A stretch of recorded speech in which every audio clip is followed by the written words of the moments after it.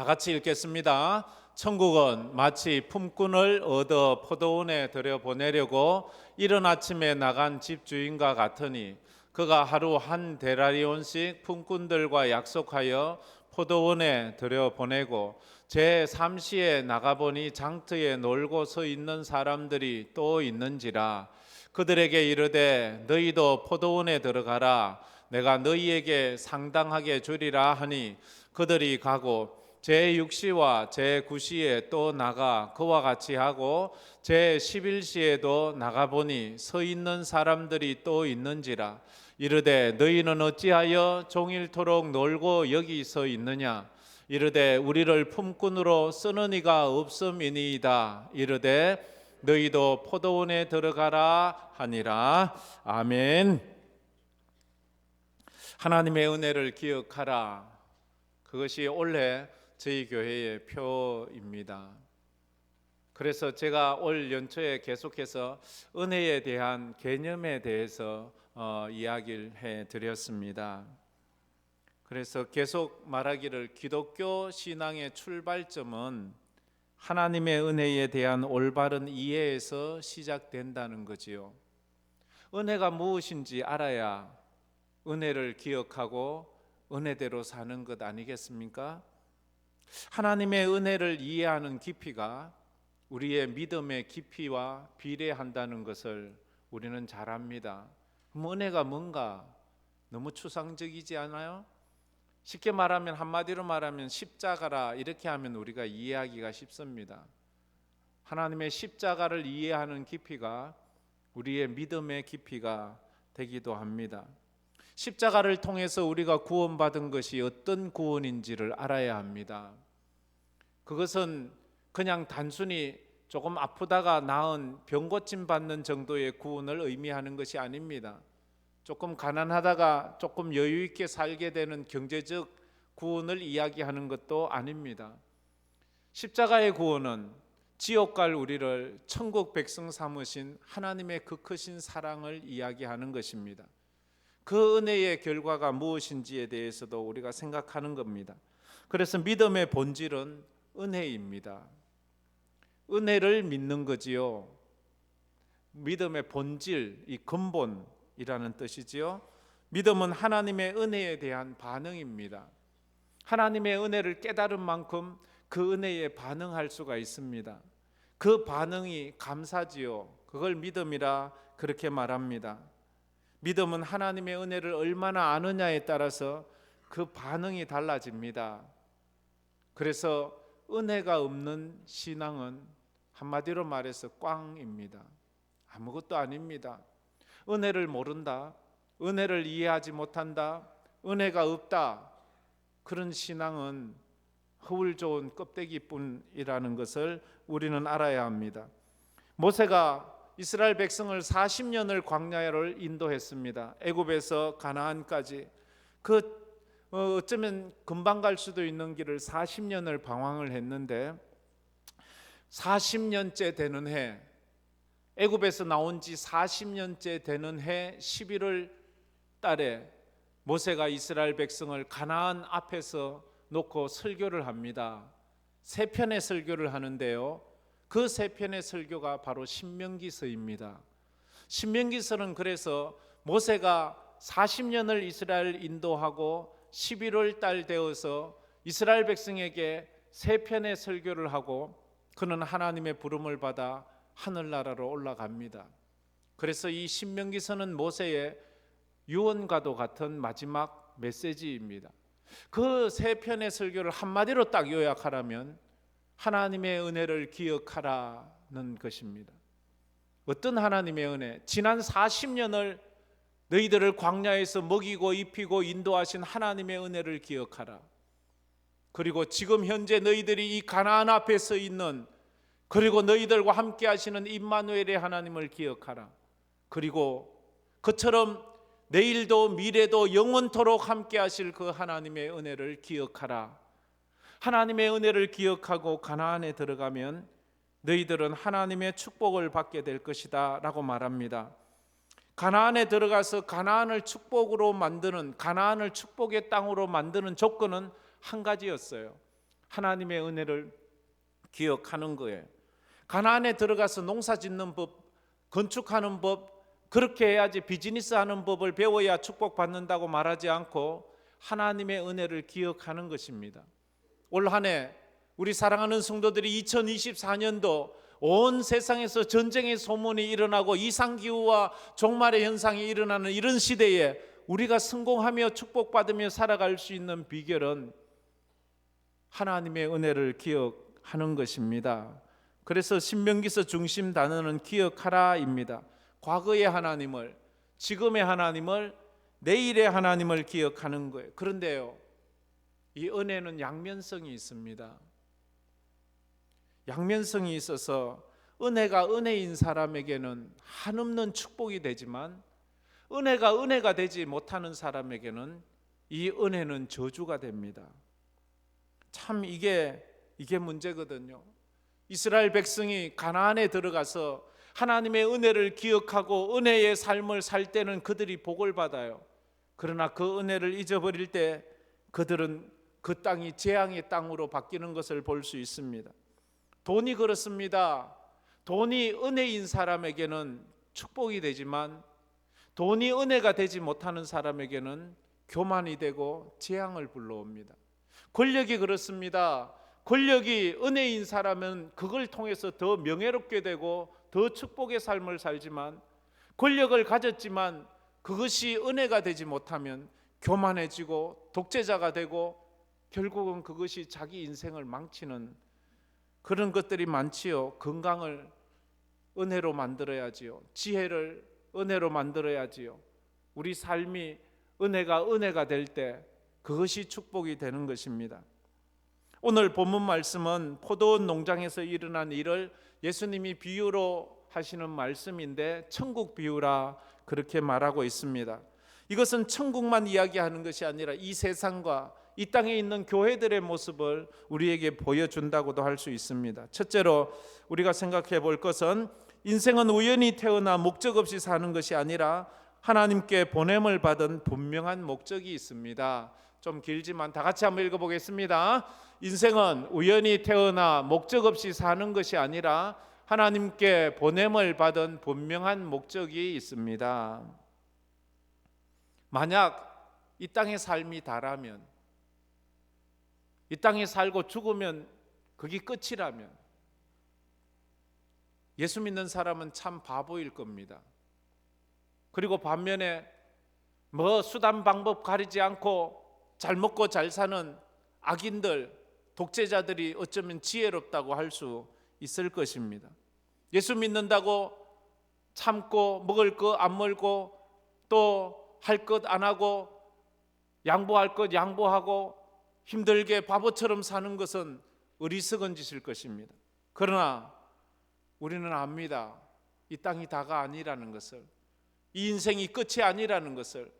분명히 우리는 이 땅에 살고 끝나는 존재가 아니라 영원한 세상에서 영원히 살 존재임을 믿기에 세상에서 잘 먹고 잘 살고 수단 방법 가리지 않는 저 독재자들과 악인들을 부러워하지 않는 거예요. 도리어 믿음으로 살고 절제하며 살고 겸손하게 살고 남을 도우며 살고 희생하며 살고 믿음으로 사는 그런 사람을 존경하고 그런 사람의 삶을 초항하는 것 아니겠습니까? 오늘 본문에 나와 있는 품꾼들, 포도원의 품꾼들은 그 누구도 스스로 포도원에 들어온 사람은 단 한 사람도 없습니다. 그 주인이 들어오라고 한 사람만 그 포도원에 들어올 수가 있습니다. 그처럼 오늘 이 땅을 살아가는 모든 사람들은 단 한 사람도 자기 스스로 이 땅에 태어난 사람은 단 한 사람도 없습니다. 여러분은 어떠세요? 여러분이 이 땅에 태어나는 것은 여러분이 노력해서입니까? 여러분이 요구해서입니까? 여러분 중에 누가 나 남자로 태어나게 해주세요 해서 남자가 된 사람이 있습니까? 여러분 중에 누가 나 대한민국에 태어나게 해주세요 해서 대한민국 사람이 된 사람이 있습니까? 여러분 중에 누가 나 짐승 말고 사람 되게 해주세요 해서 사람 된 사람이 있습니까? 우리가 이 땅에 존재하는 것은 그 누구도 내가 원해서 내가 이 자리에 나로 존재하는 사람은 없습니다. 하나님의 부름을 받은 것입니다. 오늘 본문에 등장하는 인물을 보면 5종류의 사람이 나옵니다. 포도원 품꾼의 주인과 5종류의 품꾼이 나옵니다.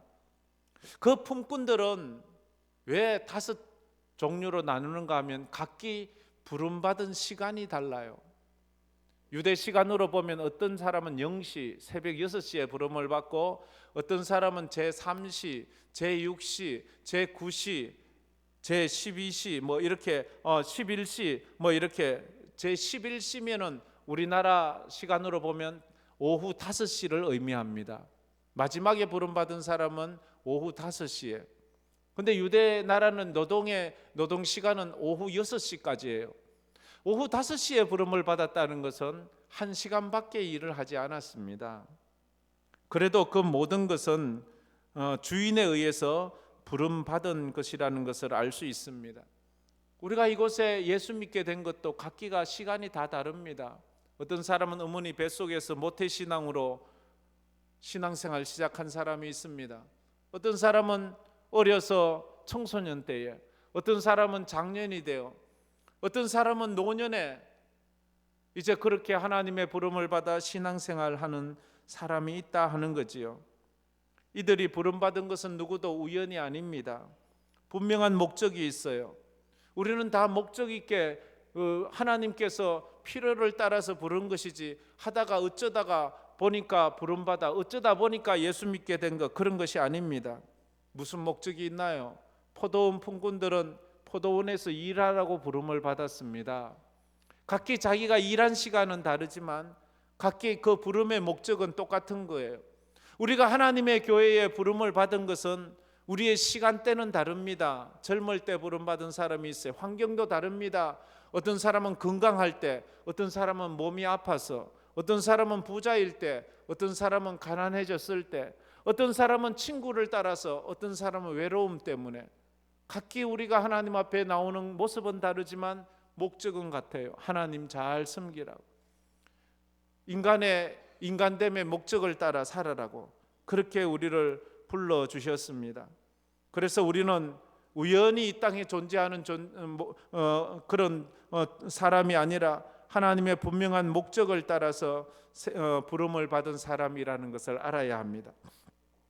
두 번째로, 얼마나 오래 일했느냐 보다 어떻게 일했느냐가 중요합니다. 우리 다 같이 읽어봅시다. 얼마나 오래 일했느냐 보다 어떻게 일을 했느냐가 중요합니다. 인생은 길이로 평가되지 않습니다. 인생은 그 사람의 지식으로 평가받지 않습니다. 인생은 그가 가진 부귀영화로 평가받지를 않습니다. 하나님 앞에 서서 인생은 그 사람의 믿음으로 평가받습니다. 그 사람이 가지고 있는 그런 것들 하나님은 하나도 보지 않습니다. 거지 나사로와 부자를 평가할 때 재산으로 평가하지 않습니다. 삶으로 평가하지 않습니다. 그들의 믿음으로 평가받는 것을 우리는 압니다. 그래서 히브리서 9장 27절에 말합니다. 한 번 죽는 것은 사람에게 정한 것이요 이후에는 심판이 있으리라.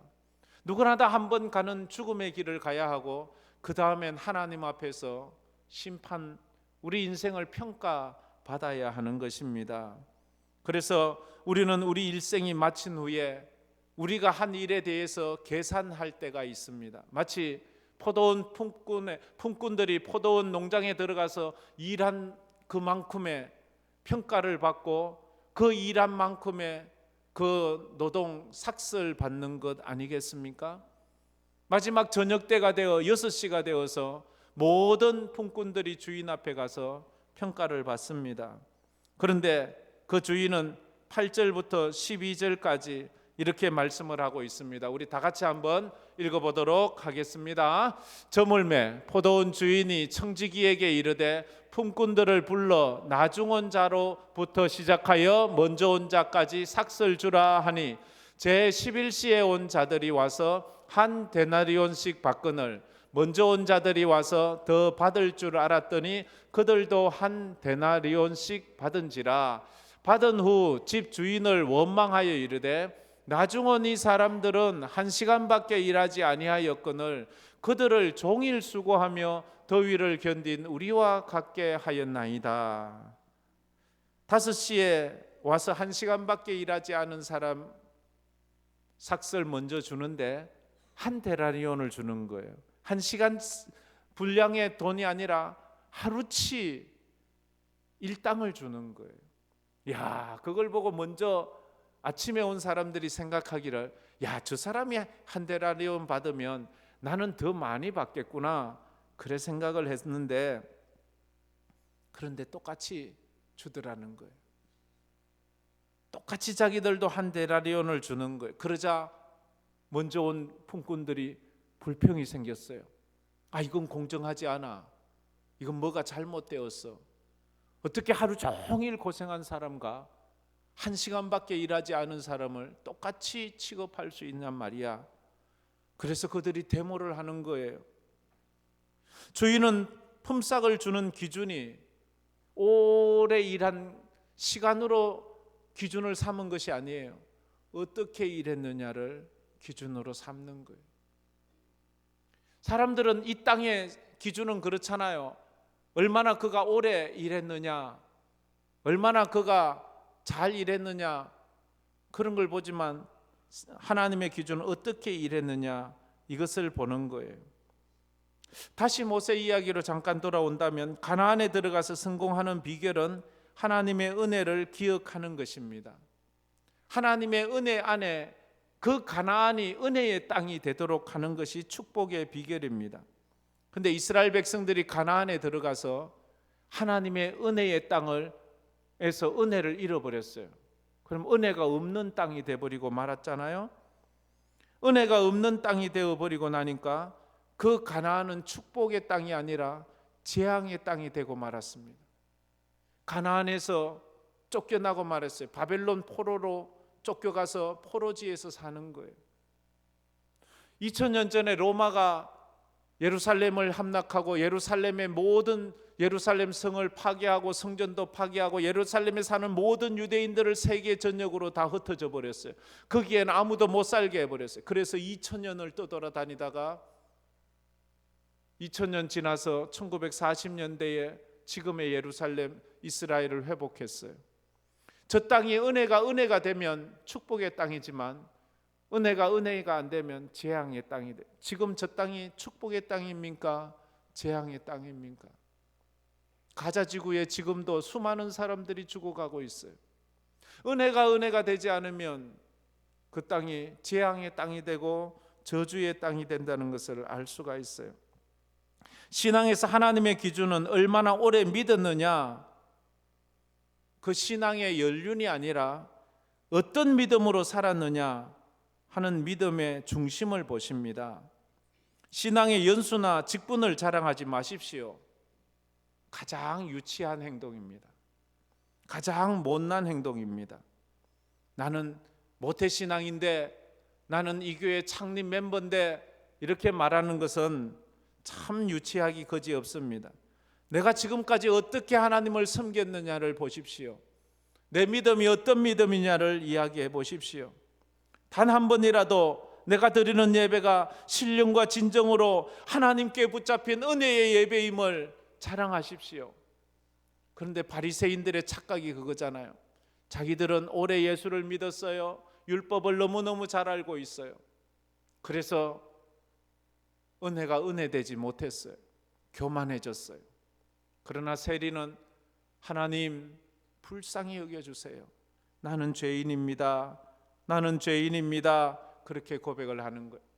제가 아는 목사님이 유학을 하면서 이제 아르바이트를 하는데 인력시장 비슷한 데 갔어요. 인력시장이라는 곳이 그런 곳 아닙니까? 아침에 일찍 나가 있으면 거기에 사람의 인력이 필요한 사람들이 와서 오늘 집 짓는데 필요한 4명이 필요합니다. 집을 지어본 경험이 있는 사람 나오세요. 이러면 거기서 주인이 보고 당신 이래서 데리고 가지 않아요? 그러다 또 남고 또 뒤에 또 오고, 그러면 보통 오전이 지나가고 나면 사람들이 그 인력시장을 파장하잖아요. 오후에 사람 구하러 오는 경우는 잘 없으니까요. 근데 제가 아는 그 목사님이 늦게 오후에 어디 일거리가 있다고 오라고 해서 가서 일을 했어요. 오후에 왔으니까 일당 다도 못 받고 반도 못 받고 뭐 조금 받겠구나. 그럼 오늘은 아이들을 위해서 핫도그 하나씩은 사갈 수 있겠네. 그런 생각으로 그래 일을 하고 마쳤는데 거의 한 7, 8만 원 되는 그런 양의 액수의 돈을 받았는 거예요. 너무 감사한 거예요. 하루 일당을 받은 거예요.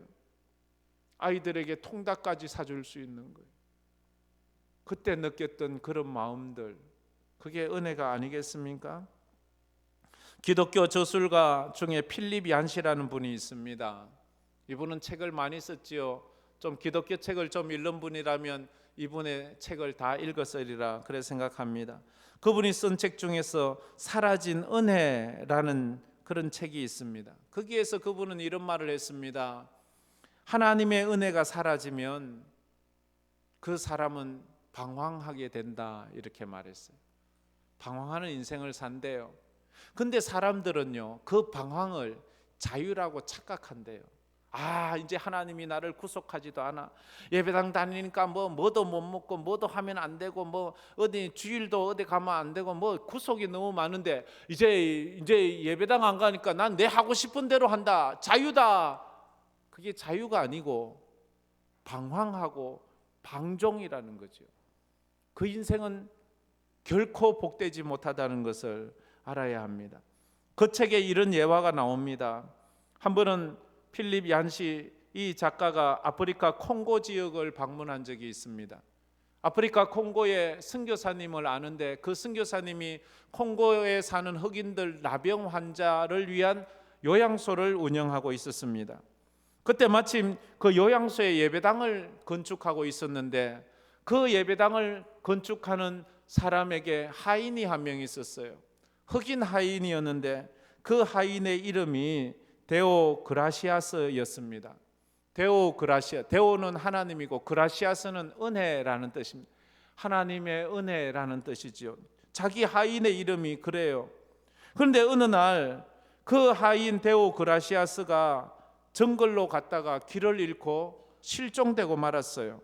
나병으로 손과 발이 성치도 않은 그가 정글에서 길을 잃으면 뭐 사나운 짐승의 먹이가 될 수 있고 거기에서 이렇게 조난을 당할 수도 있고 그렇지 않지 않습니까?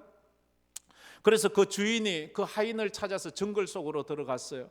들어가서 그 정글에서 소리칩니다. 데오그라시아스, 데오그라시아스, 어디 있니? 데오그라시아스. 그 하인을 찾는 주인의 목소리를 들으면서 필립 얀시가 충격을 받았어요. 그러면서 엄청난 감동도 받았어요. 데오그라시아스 무슨 뜻이에요? 하나님의 은혜. 하나님의 은혜 어디 있어? 하나님의 은혜 어디 있어? 마치 자기 자신의 모습을 보는 거예요. 하나님의 은혜를 잊어버리고 하나님의 은혜가 사라진 자기 마음에 하나님의 은혜를 되찾기 위해서 부르짖는 그 부르짖음. 데오그라시아스, 데오그라시아스. 그 모습에 충격을 받았습니다. 우리의 모습이 아닙니까? 지금 내 마음에 하나님의 은혜가 사라진지도 모르고 그저 나는 그렇게 살아가고 있지는 않습니까? 데오그라시아스, 데오그라시아스. 얼마나 오래 일하느냐가 중요한 것이 아니라 어떻게 일했느냐가 중요한 거예요. 내 속에 하나님의 은혜가 있느냐가 중요한 거예요. 하나님 은혜 없이 한 것은 아무런 의미가 없습니다. 세 번째로 마지막으로 하나님의 은혜를 기억하지 못하면 불평하는 인생을 살게 됩니다. 다 같이 읽어봅시다. 하나님의 은혜를 기억하지 못하면 불평하는 인생을 살게 됩니다. 은혜를 기억하지 못하면 그 입에서 나오는 것은 원망과 불평밖에 없다는 거지요. 하나님의 기준은 세상과 다릅니다. 세상은 오래 일한 사람에게 더 많은 것을 줍니다. 세상은 일찍 온 사람에게 더 많은 것을 줍니다. 세상은 능력 있는 사람에게 더 많은 것을 줍니다. 그게 세상의 이치고 논리입니다.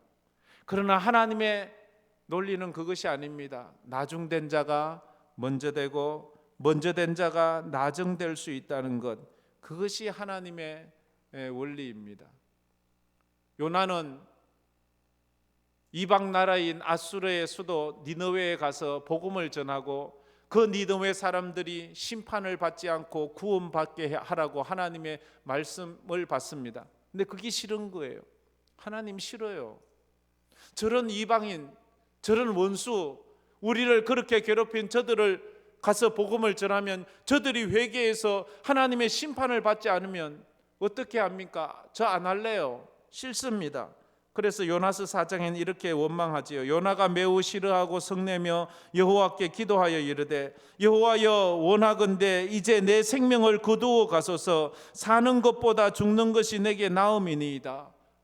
니느웨에 가서 복음을 전하고 그들을 구원하라고 하니까 저들이 구원받는 것이 싫어서 나 죽여주세요. 아니 뭐 이런 선지자가 다 있습니까? 사람이 구원받는 것이 싫어서 죽여달라니요. 요나가 이렇게 불평하는 이유가 뭐예요? 자기가 받은 은혜를 기억하지 못하는 거예요.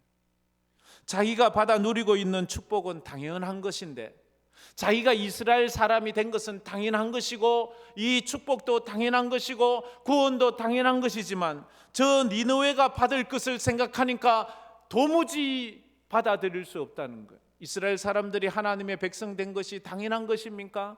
그들이 뭘 했어요? 뭘 했다고? 그게 은혜인데 그 은혜를 깨닫지 못하니까 자기 것은 당연하고 남 것은 그 도무지 이해가 되지 않는 거예요. 하나님의 은혜를 잊어버리면 사람은 이렇게 교만해질 수밖에 없습니다. 바리새인들이 성경을 몰라서 교만해지는 게 아니에요. 성경을 너무 잘 알아요. 오랫도록 성경을 암송하고 배우고 공부했어요. 그런데 왜 교만해졌어요? 은혜가 사라지니까. 은혜가 사라지니까. 십자가를 붙잡고 있어요. 근데 은혜가 사라진 십자가를 붙잡고 있으니까 그렇게 되는 거예요. 그래서 우리가 그 13절부터 16절까지 말씀 우리 다 같이 한번 읽어보도록 하겠습니다. 주인이 그 주인의 한 사람에게 대답하여 이르되 친구여 내가 내게 잘못한 것이 없노라. 내가 나와 한 데나리온의 약속을 하지 아니하였느냐. 내 것이나 가지고 가라. 나중은 이 사람이 너와 같이 주는 것이 내 뜻이니라. 내 것을 가지고 내 뜻대로 할 것이 아니냐. 내가 선함으로 내가 악하게 보느냐. 이와 같이 나중된 자로서 먼저되고 먼저 된 자로서 나중되리라. 먼저 된 자가 나중되고 나중된 자가 먼저 될 수가 있다라고 그렇게 주님은 말씀을 하고 있습니다. 주님은 단호하게 말합니다. 불평하는 그 품꾼들에게 나는 약속대로 했을 뿐이야. 네 것이나 가지고 가거라. 그렇게 말을 합니다. 사람이 은혜를 품고 있는지 은혜를 품고 있지 않은지 알 수 있는 법은 그가 교만한지 겸손한지 보면 알 수 있대요. 물론 위선을 떨 수도 있지만 그러나 일반적으로 겸손한 사람은 하나님의 은혜 안에 있는 거예요. 나같이 아무 가치도 없고 한 것도 없는데 내가 구원받았는데 하면 뭐가 문제겠어요? 그런데 그것을 잊어버리면 한없이 교만해질 수밖에 없지요. 내가 받아 누리는 축복의 삶은 당연하다고 생각하십니까? 다른 사람이 받아 누리는 것은 안 된다고 생각합니까? 이건 지극히 이기주의적인 논리가 아닙니까? 자신이 누리고 있는 하나님의 은혜와 자신의 허물들은 보지 못하고 남들의 것만 보면서 남의 눈에 티만 보면서 그렇게 남을 판단하지는 않습니까? 그래서 교만의 다른 말은 하나님의 은혜를 잊었다라는 거예요. 교만한 사람을 보면 교만하다 하지 말고요. 저 사람이 하나님의 은혜를 잊고 사는구나 이렇게 생각하면 됩니다. 하나님의 은혜를 잊고 살면 교만할 수밖에 없어요. 예수를 믿는 사람은 더욱 그러고 예수를 믿지 않는 사람 중에서도 아주 교만하고 아나무인인 사람들이 있지요. 그 사람은 이 땅에서도 은혜를 모르는 사람이에요. 그 은혜를 모르는 거예요. 부자라고 교만에 뜨는 사람이 있어요. 그 부자가 누구 때문에 부자예요? 수많은 국민들이 그를 부자 되라고 돈 보태준 거잖아요. 그의 물건을 사주고 그의 비즈니스를 방문해주고 그를 부자 되게 만든 사람이 누구예요? 자기가 아니잖아요. 남들이 그렇게 도와주어서 그렇게 된 거잖아요. 그래서 저렇게 큰 부를 이룬 사람들은 사회적 책임이 있는 거예요. 사회적 책임이. 또 어느 정도 교회가 대형화되면 모든 교회들에게 빚진 마음이 있어야 돼요. 그래서 도시교회는 농촌교회에 빚이 있어요. 대부분은 우리도 여기 보면 다 농촌 출신들 아닙니까? 거기에서 신앙교육 잘 시켜서 여기 와서 직장생활하면서 여기서 그렇게 신앙생활 하는 것 아니에요? 여기서 처음부터 제가 전도하고 제가 신앙훈련 시켜서 지금 이렇게 온 사람이 몇 명이나 있습니까? 다 누군가에게 빚에 의해서 온 거예요. 이거 모르고 아나무인 나는 큰 교회다, 대형 교회다 이렇게 말하는 것은 교만한 거예요. 그래서 우리가 언제나 나를 이곳에 오게 한 그런 환경들에 대한 감사함이 우리에게 있어야 되는 것입니다. 은혜를 잊어버린 증거가 뭐예요? 여러분에는 그것이 없습니까? 혹시 여러분은 요즘 여러분 마음에 미운 사람은 없나요? 여러분 마음에 화가 자주 나지는 않습니까? 용서가 안 되는 그런 일이 있습니까? 뭔가 모르게 가족이나 주위 분들에게 자주 짜증이 나지 않습니까? 교회 오면 괜히 아무것도 아닌데 서운한 마음이 들지는 않습니까? 나는 옳은데 다른 사람들은 모두 틀린 것 같다는 그런 생각은 하지 않습니까? 이런 마음은 은혜가 은혜되지 않는 거예요. 내 마음에서 은혜가 사라지고 있다는 사인이 아닌가 생각을 해보아야 합니다. 이럴 때 십자가로 돌아가야 돼요. 나는 구원받은 죄인임을 깨달아야 돼요. 십자가는 그걸 깨닫게 해주거든요. 은혜는 십자가에서 시작되기 때문입니다. 믿음의 시작은 은혜에서 시작되는데 그 은혜는 십자가에서 시작되는 거예요. 여러분은 여러분의 삶이 억울하다고 생각하십니까? 여러분 예수님보다 더 억울하세요? 속상하세요? 천대받으세요? 예수님보다 더 천대받고 사십니까? 우리는 내가 너무너무 속상하고 억울하고 천대받는다고 생각하고 외롭다고 생각하십니다. 예수님보다 더 하십니까? 은혜를 잊은 거예요. 십자가의 은혜, 예수님의 은혜를 잊어버리면 원망과 불평밖에 없는 거예요. 은혜가 사라진 입술에서 나오는 것은 불평하는 말밖에 없는 거예요.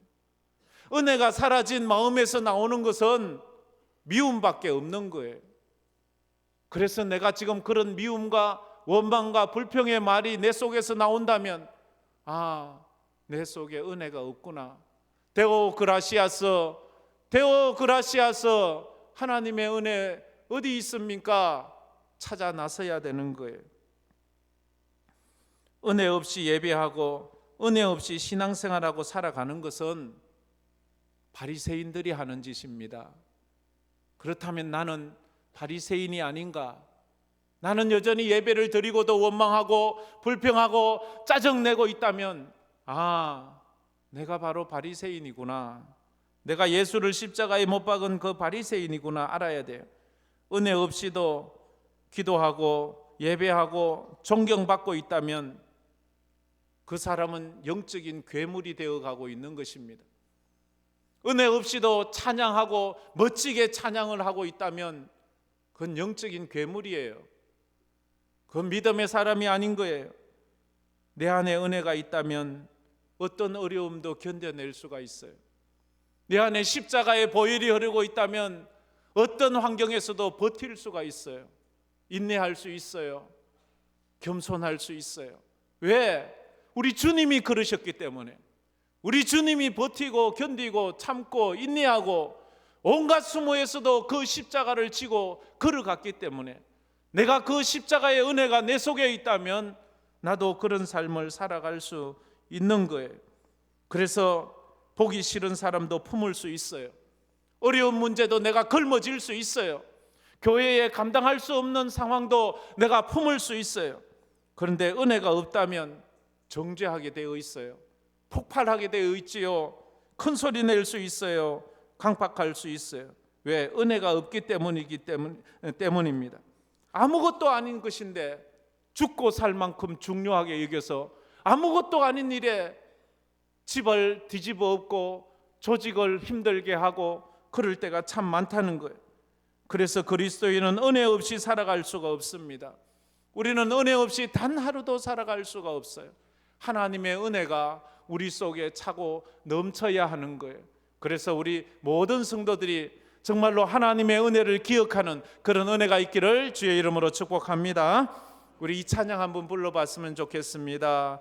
은혜 아니면 살아갈 수가 없네. 우리 이 찬양 한번 같이 불러보도록 합시다. 말씀을 생각하면서.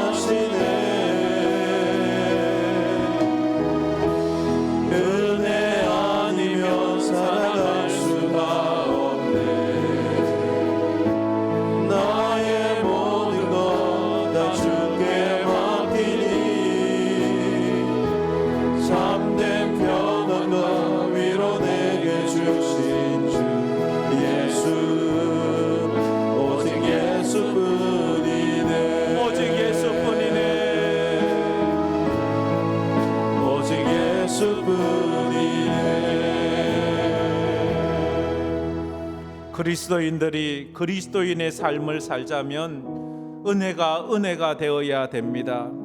기독교 신앙의 출발은 은혜에 대한 올바른 이해에서 시작된다고 했습니다. 하나님의 은혜를 이해하는 깊이가 믿음의 깊이와 비례한다고 했습니다. 믿음의 본질은 은혜입니다. 믿음은 하나님의 은혜에 대한 반응에서 출발하는 것입니다. 여러분은 그 은혜가 있습니까? 그 은혜에 붙잡혀 살고 있습니까? 아프리카 콩고에 있던 어느 길 잃은 하인을 찾는 주인의 마음은 아닙니까? 데오 그라시아스, 데오 그라시아스. 하나님의 은혜 어디 있느냐? 하나님의 은혜 어디 있느냐? 우리 마음에 은혜가 있습니까? 있는 줄 알았는데 어느 순간에 입술에서 불평만 나오고 있지는 않습니까? 보는 것마다 원망이 나오지는 않습니까? 하나님의 은혜가 떠나고 있는 것입니다. 십자가로 돌아가야 합니다. 예수님을 묵상해야 합니다. 그 주님 붙잡고 살아야 됩니다. 하나님, 올 한 해는 은혜로 살게 해달라고, 하나님의 은혜를 기억하며 살게 해달라고 우리 다 같이 동성으로 기도하며 나가겠습니다. 참 좋으신 하나님 감사합니다. 오늘 저희들이 주님 앞에 나와서 하나님의 은혜를 기억하라, 하나님의 은혜를 기억하라는 그의 말씀. 주여, 십자가의 은혜를 기억하기를 하나님의 은혜가 떠난 심령에는 소망과 불평밖에 남지 않습니다.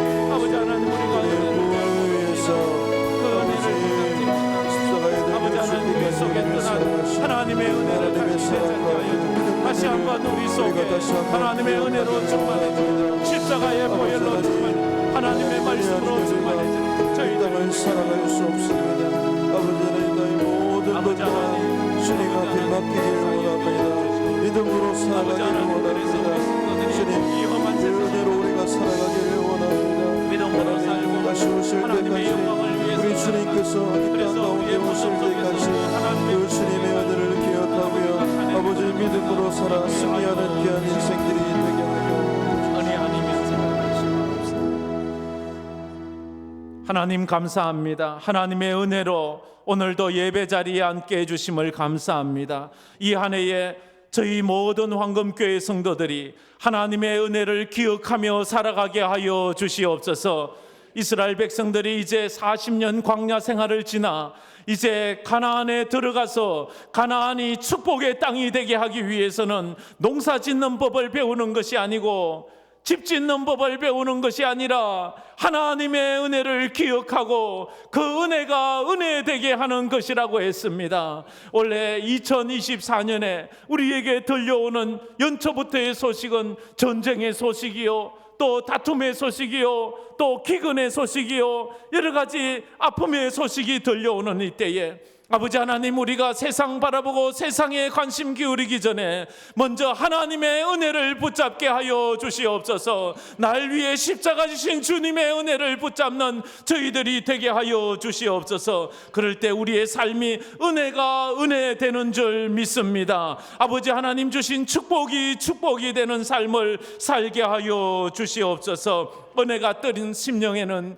원망밖에 나올 것이 없고 불평밖에 나올 것이 없는데, 십자가를 붙잡고 은혜가 될 때 어떤 환경도 견딜 수 있고 어떤 어려움도 이겨나갈 수 있습니다. 우리 성도들 올 한 해 이 은혜 안에서 믿음으로 승리하는 성도들이 다 되게 하여 주시옵소서. 지금은 우리 주 예수 그리스도의 은혜와 우리 하나님 아버지의 무한하신 사랑하심과 성령님의 감화 감동 위로 충만하심이 하나님의 은혜를 기억하며 믿음으로 이 한 해를 살고자 다짐하는, 그래서 이 한 해가 은혜가 은혜되고 축복이 되는 해가 되기를 소원하는 우리 모든 성도들 머리 위에, 그 가정 위에, 그 삶 위에, 파송된 선교사들 위에 이제로부터 영원토록 함께 있을지어다.